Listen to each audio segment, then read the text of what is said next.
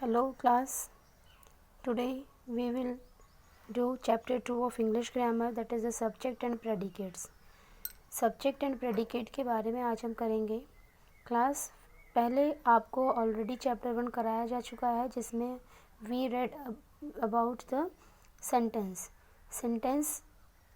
Next what are subject and predicate. तो subject and predicate are the parts of the sentence. A sentence can be divided into two parts. The first one is the subject and the second one is the predicate. Subject, what is subject? The subject means that part of the sentence which denotes a person or a thing about which something has been said.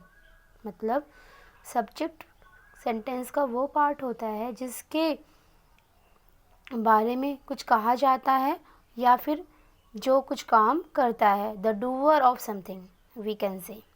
Predicate is that part of the sentence which tells something about the person or the thing which performs the subject.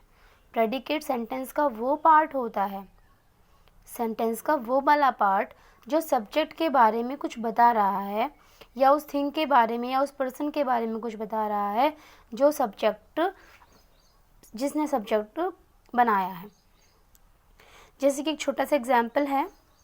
A tree stood on top of the hill. A tree stood on top of the hill. Here is information that on the top of the hill a tree stood. तो यहाँ पर in this example the word a tree indicate the subject about which the information being supplied the predicate that it stood on the top of the hill. कि a tree क्या हो जाएगा, subject हो जाएगा क्योंकि इसके बारे में हमें कुछ इन्फॉर्मेशन मिल रही है कि it stood on top of the हिल. और ट्री के बारे में जो इन्फॉर्मेशन मिल रही है that is the stood on top of the hill is the predicate. जिसके बारे में इन्फॉर्मेशन दी जा रही है दैट इज़ द सब्जेक्ट और जो इन्फॉर्मेशन दी जा रही है that is the predicate. Okay class, तो आपको अपनी आज एक्सरसाइज वर्क देखना है.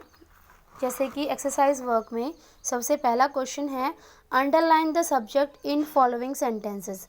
You have to underline the subject in the following sentences. Some sentences has been given and you have to underline the subjects in these sentences. We start with first is he abuses others. He abuses others, वो दूसरों को abuse करता है. उनको abuse करना means using the wrong words. वो दूसरों के बारे में गलत वर्ड्स यूज़ करता है. तो कौन करता है? He, that is the subject and you have to underline this. Next is the teacher is forbidding the student from copying. Teacher is forbidding the student from copying. Teacher is not allow. Teacher क्या कर रहे हैं? Is forbidding the student from copying. Copying करने से उन्हें मना कर रही हैं. तो हु इज़ फॉरबिडिंग, कौन फॉरबिडिंग कर रहा है, कौन मना कर रहा है? The teacher. तो the teacher will be the subject. We shall swim in the pond. तो यहाँ पर कौन स्विम करेगा? वी. तो that is the subject. The weavers will make a design on the cloth. कौन डिज़ाइन करेगा? The weavers. तो इसलिए the weavers will be the subject.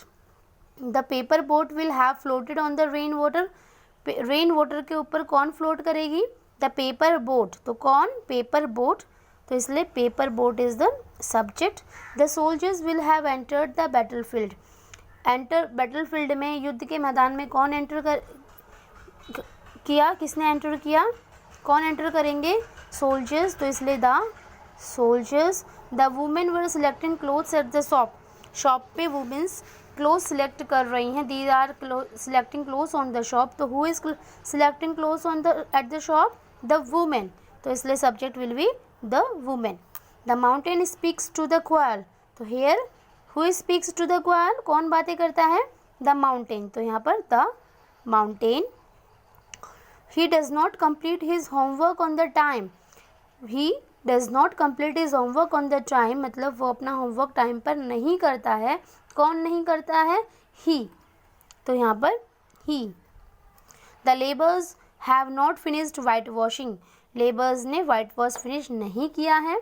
तो क्या किसने नहीं किया है? लेबर्स ने, तो द लेबर्स। हियर इस तरह से we will find the subjects in these sentences and we have to underline these subject. Next question is add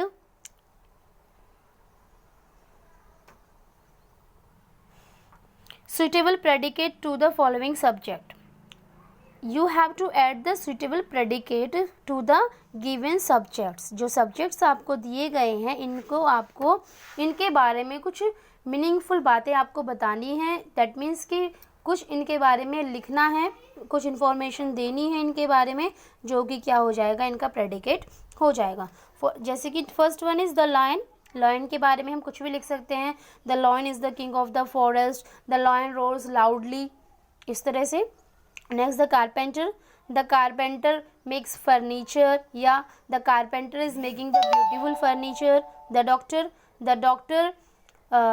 लिख सकते हैं the doctor prescribed him to take rest. Train, the train will reach the station at 7 AM। My uncle, कुछ इससे आप sentence बना सकते हैं। My uncle is happy to be at home.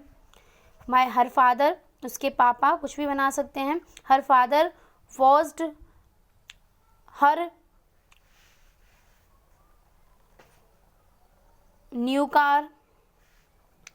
The teacher teaches us, या फिर the teacher will give the project to do.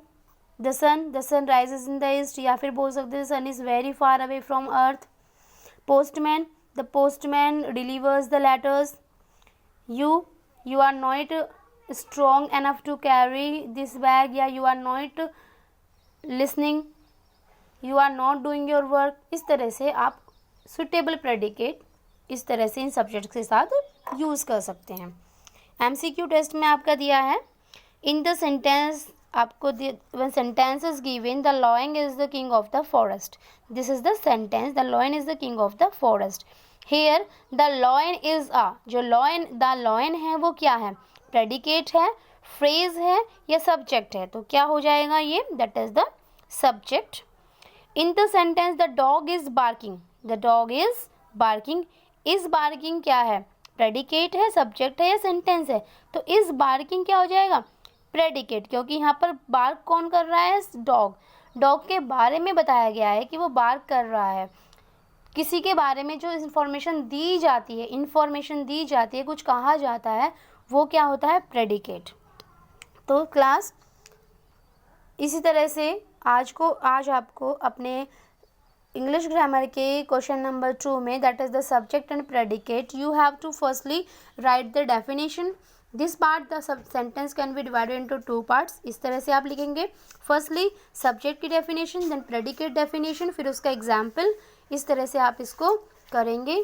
करने के बाद में you have to do the exercise work, that is the question number A and B in your books. Thank you.